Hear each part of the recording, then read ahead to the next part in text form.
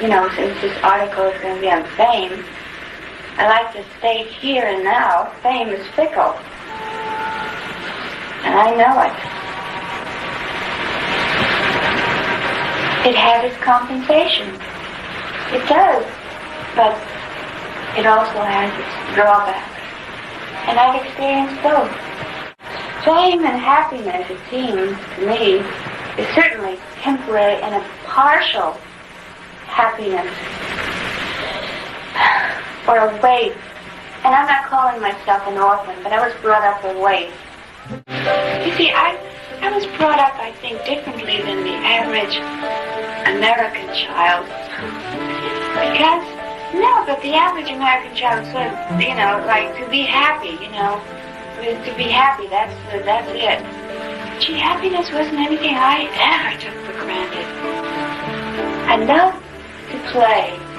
I didn't like the world around me too much, because it was kind of grim.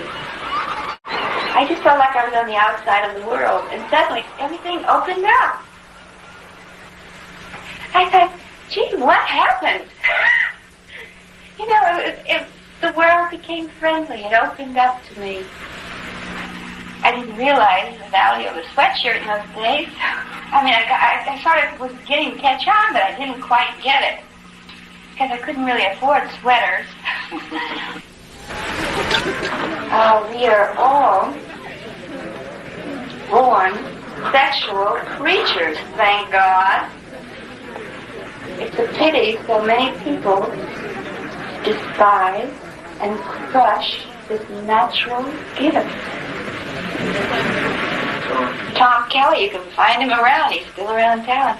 When he first said, pose nude. But then I thought, if I'm going to be a symbol of something, I'd rather have it sex than some other thing they got symbols of.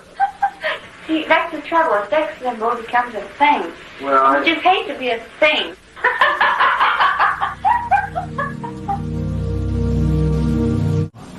If I am a star, the people made me a star.